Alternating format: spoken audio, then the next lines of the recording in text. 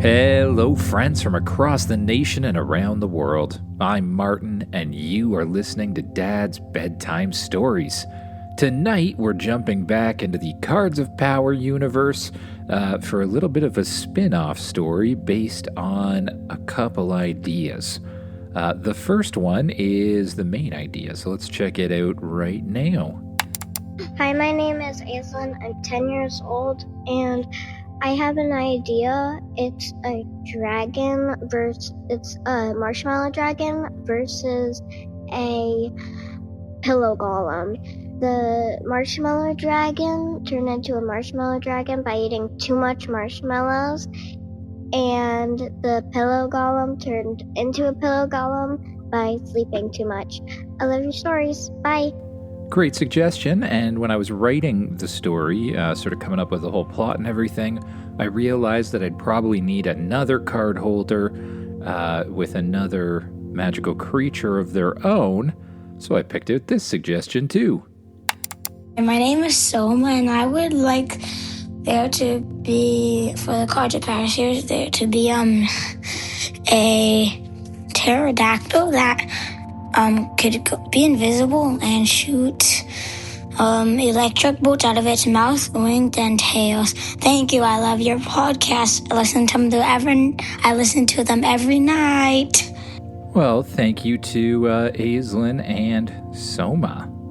Before we get started, as of the recording of this episode, I did notice one more person had joined my social share contest, where you can share the podcast on social media and then enter into a draw for a guaranteed story idea.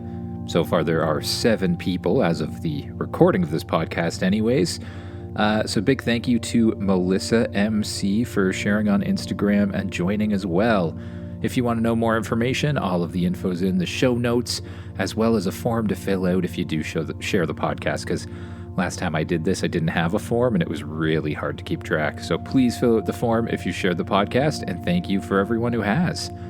Now, it's that time again. Time for a possible word from a possible sponsor. Don't worry, there's never any advertisements during or after the story, though. I just have to fund this somehow. Now, time to get as comfy as you can in that bed, close your eyes, and imagine yourself doing what the kid, or Marshmallow Dragon, does. Now, as many of you know, the protected zones in the Cards of Power universe are full of all sorts of magical creatures. And for most of those creatures, their main desire is to get more powerful. Some wanted to grow stronger until a powerful card holder came along and chose them. Some dreamed of becoming rare battle cards. Some practiced all day long, hoping to prove that they were the best in the land. The Marshmallow Dragon had once tried to care about all of that. A long time ago, before he became soft around the edges, before his tail turned bouncy and his scales became squishy and his horns looked more like puffed things than pointy horns, he'd imagined himself as a terrifying dragon of legend. He'd practiced his roars, his fiery poses, his fire breath. But then he discovered the enchanted marshmallows. They grew in a certain hidden field of the protected zone, full of magical sugar puffs that drifted from the tops of special little reeds like little white clouds. Some would even sparkle. The dragon had eaten 1, then 10, then all of the marshmallows he could find.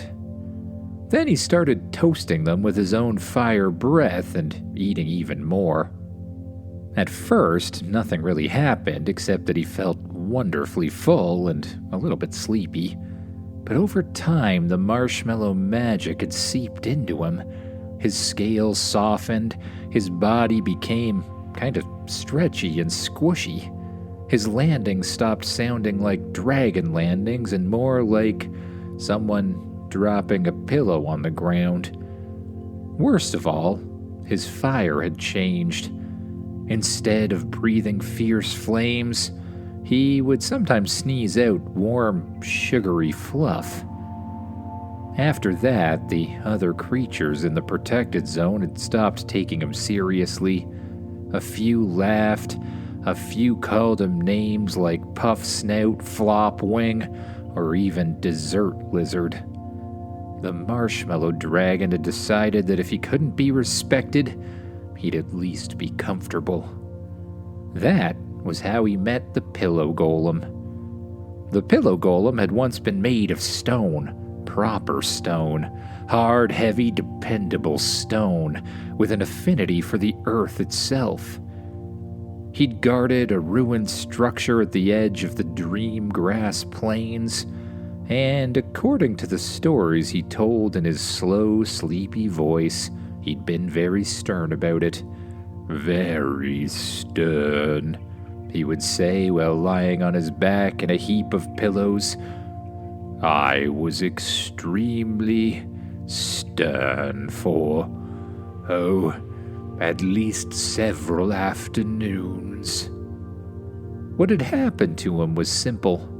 The dream grass around the ruins was soft enough to nap in. Then, some enchanted traveling merchants had passed through years before and left behind a wagon load of magical pillows. The golem had told himself he was only protecting them, but then he leaned against one, and he decided he'd have just a quick nap. After that, the pillow's magic had soaked into his stony body until the hard rock softened into fluffy stuffing and springy cloth. He no longer stomped. He kind of poofed around. Feathers sometimes drifted from his shoulders when he sighed too hard. The other creatures thought he was ridiculous. So, he and Marshmallow Dragon became friends. Best friends, in fact. Together, they found a hidden marshmallow meadow tucked between a line of candy canes and a hill of sleepy blue moss. It was one of the quietest and safest places one could find in the protected zone. The same marshmallows grew wild there, dream pollen floated through the air, and it was always warm and reasonably safe, which suited them perfectly. On most days, the Marshmallow Dragon lounged in the sun and toasted marshmallows on the tip of his tail, using his fire breath. On most days, the Pillow Golem arranged himself into a nest of giant soft cushions and just sort of offered remarks. That cloud looks like it's shaped like a pillow. Sometimes they talked, sometimes they didn't. Sometimes the Marshmallow Dragon practiced scary roars just in case he ever needed one, though they often came out more like a puff or squeak these days. Sometimes Pillow Golem built forts and then promptly fell asleep in them.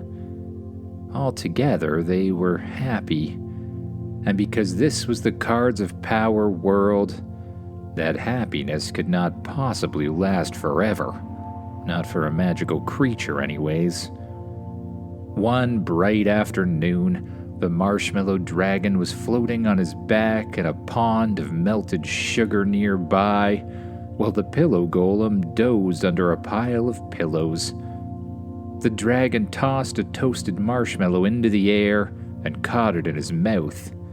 This, he announced, chewing proudly, is the life. Pillow Golem opened one eye halfway. He said, too much excitement for me. The dragon snorted. Excitement? I just caught a marshmallow. Yes, said the Pillow Golem. Very dramatic. The Marshmallow Dragon grinned and flicked a marshmallow at him. It bounced harmlessly off of his fluffy body. Then, the meadow crackled with sudden blue light. The air buzzed, and a shadow swept overhead. Both the dragon and golem looked up. A boy who seemed like he was just floating in the air, gently landed on the ground in front of them, and then climbed off of something invisible. The shadow below looked a lot like a pterodactyl, but they couldn't see anything at all, until for half a second it appeared. A pterodactyl. "What is this place?" he said. "It's even weirder than I heard." The marshmallow dragon swallowed. Pillow Golem leaned toward him and murmured, "Do we have to do battle?" "I very much hope not," whispered the dragon. The boy smirked. "I'm Soma. I'm looking for unusual creatures, rare stuff, strange evolutions. You know, things worth owning." He looked the two of them up and down. "You two were definitely strange looking."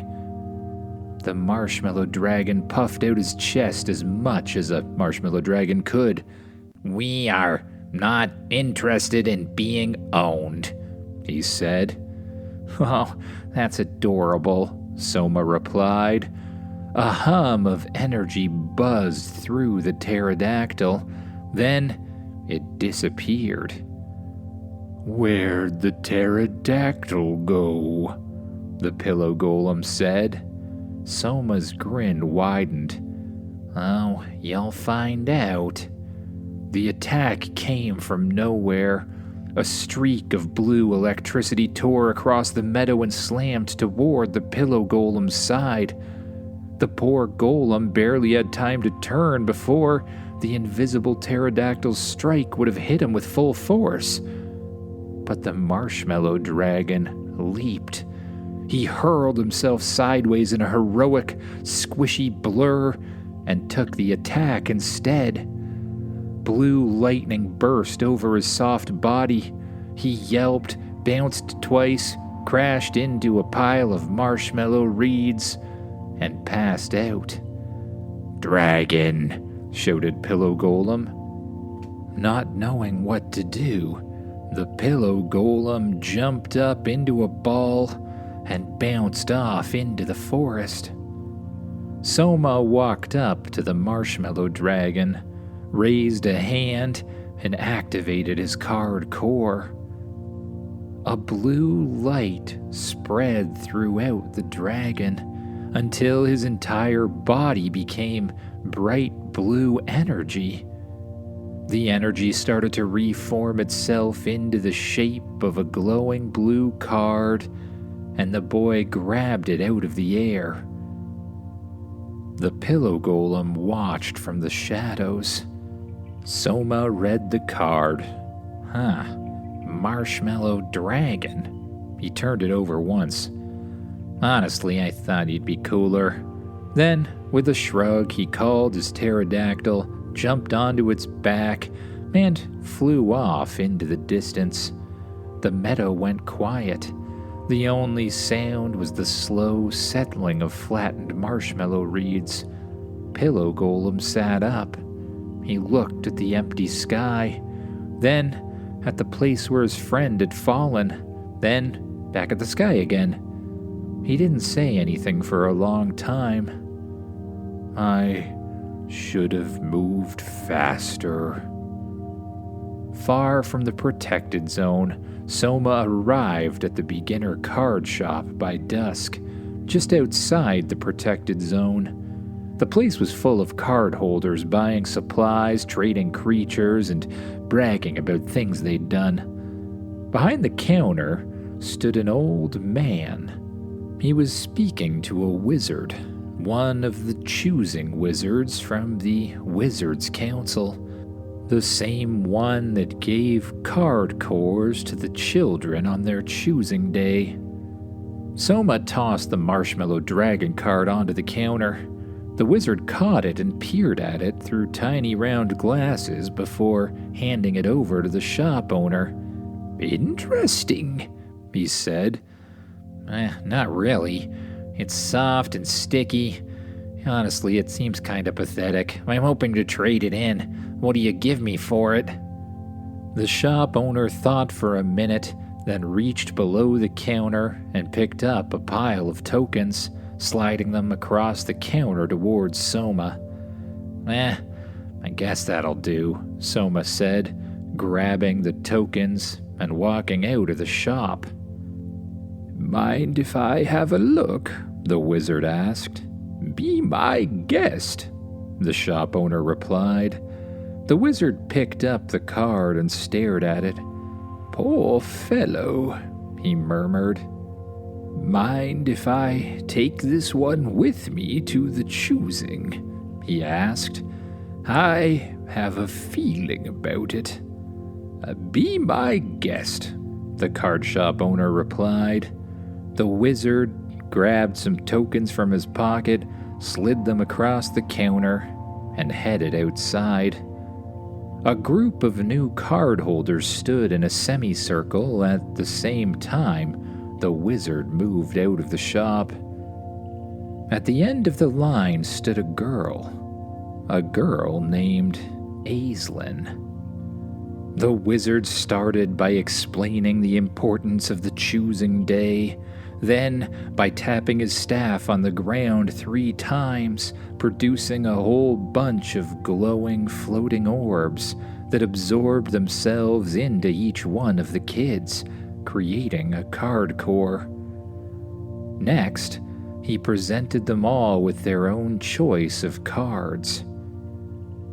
When Azelyn's turn came, the wizard gave a small nod, and the cards floated in front of her. Several of them looked really flashy. There was a horned lizard with molten claws, a wind fox with 3 tails, a small armored beetle that looked like it made weird clicking noises. And then there was one card near the side that looked a little warm, a little crinkled, that even looked a little sad, but it seemed to have character. Azelyn reached for it before she quite knew why. An unusual choice, the wizard said. What is it? Azelyn asked. The wizard glanced down. Marshmallow dragon. A few of the other beginners snickered. Azelyn simply ignored them. There was something about this card that just felt right, so she reached out and grabbed it. Then, with the help and guidance of the wizard, she activated her card core and linked with the card. Her very first card. Well, go on, the wizard said. Try summoning it. Azelyn stepped into an open space. She produced the card from her card core and said, Marshmallow dragon, I summon you. A burst of blue energy shot out of her chest, formed itself into a glowing card, which then reformed itself into the shape of a marshmallow dragon, which generally looked a lot like an ordinary dragon, only softer. His scales looked pillowy, his wings looked spongy, his tail was tipped with a fluffy puff that bounced when it hit the floor. He blinked, looked around, and drooped almost immediately. There were a few laughs from the other beginners. Azelyn gave them a look, then knelt beside the dragon. Hi, she said. I'm Azelyn. The marshmallow dragon looked up. Hello. You don't seem very happy, she said. The dragon hesitated. You don't have to be scared of me. I picked you. Just tell me, why do you look so sad? The marshmallow dragon sat down, curled his tail around himself, and took a deep breath. Well, I kind of had a friend, he said. Azelyn didn't interrupt, so he went on. He told her everything about the protected zone, about the hidden marshmallow meadow, about the pillow golem who liked naps more than battle, about Soma and the electric invisible pterodactyl, about the attack, and by the time he finished, Azelyn's expression had changed from curiosity to outrage. "He traded you away?" she said. I guess so. Otherwise, I don't think I'd be here." "After capturing you from your friend?" she said. Yeah, I guess so." "That's horrible." The marshmallow dragon gave a tiny shrug. "He said no one would want a marshmallow dragon." Azelyn stood up at once. "Well, he was wrong." The dragon looked up. "Now let's go find your friend." He stared for a second as if he'd not expected the answer to be that simple. "Really?" he asked. "Really," she said. Azelyn climbed onto the marshmallow dragon's back. He was softer than expected, like riding a spongy couch or something, one with wings. "Sorry if I bounce a little," he said nervously. "I think I can handle it," she replied. He launched into the air. The flight back toward the protected zone was fast, bright, and a little bit wobbly, but overall the dragon was comfortable, the kind of comfortable you could sit on all day. They headed inside the gate and up into the air once again. They flew high above the beginner's zone until the dragon angled downward. "There," he said, "the Marshmallow Meadow." But when they reached it, Azelyn felt him go tense beneath her. The meadow had been ruined. Marshmallow reeds had been stomped flat, pillow nests were ripped apart, the sleepy blue moss had been churned into ruts and cracks, and all of the ground had been broken up. In the middle of it all sat a pack of rock golems, lumbering through the field, tearing up clumps of marshmallow, breaking up clumps of ground, and hurling rocks at each other. "Where's your friend?" Azelyn asked. I don't know." A rock golem noticed them and turned, then another and another. Soon the whole gang was staring. Their leader, one of the largest rock golems, stomped forward. "Well," he rumbled, "the desert lizard came back." The other golems laughed. It sounded like boulders falling down a staircase. The marshmallow dragon lowered his head. Azelyn could feel him starting to shrink inside himself. Then she stepped in front of him. "This meadow isn't yours," she said. The leader snorted. "It is now." Then Azelyn activated her card core and commanded the dragon. "Dragon, it's time to do battle." Something passed through the dragon that he'd never felt before, as if the bravery from the girl, her command to do battle, filled him with, well, bravery of his own. It's as if a battle mode sort of activated inside him. Suddenly, he really wanted to show these golems what was what. "Goop them!" Azelyn shouted.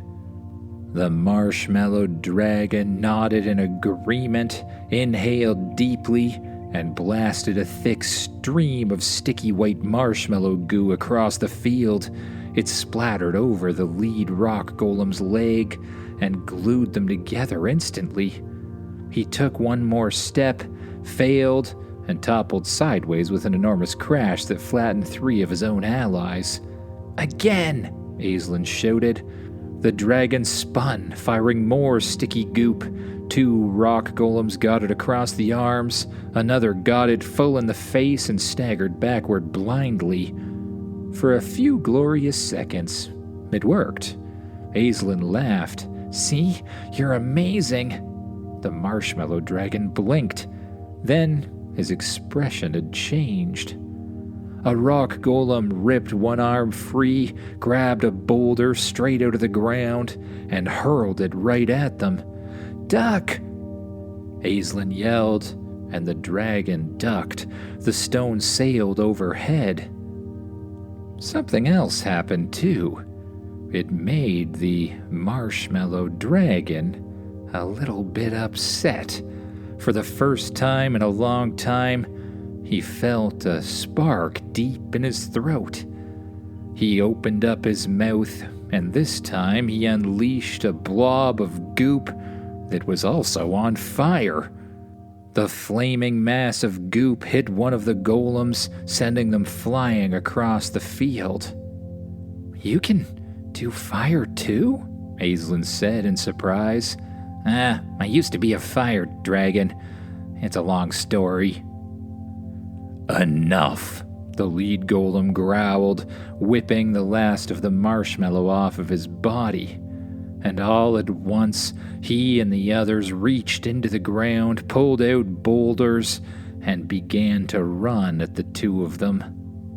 The marshmallow dragon did his best, firing sticky flaming bursts as fast as he could, gluing one, toppling another, scorching a third. But for every golem that fell, more kept coming. One slammed into his side and sent him skinning through a patch of marshmallow reeds. Another swung a giant rocky fist towards Azelyn, but it bounced off of something strange. She looked up to see another golem, only this one looked really soft, as if he were made out of pillows. "Leave my friends alone," he said. He took in a deep breath, shrinking his body down, and then suddenly shot it back outwards, like a ball. The ball hit the rock golem and sent him flying across the field. The golems continued to throw boulders toward Azelyn, the marshmallow dragon, and the pillow golem. The pillow golem stepped in front of the rocks and bounced them back in the direction they came from. Every rock that came their way was intercepted and flung back at the rock golems themselves. The marshmallow dragon unleashed blasts of fiery marshmallow flame that hit the golems and continued to burn afterwards. Eventually, they called for retreat. "Let's get out of here," the lead golem said, trying to brush off some fiery marshmallow goop. They turned to boulders and rolled away. "Pillow golem!" the marshmallow dragon yelled and ran over and hugged his friend.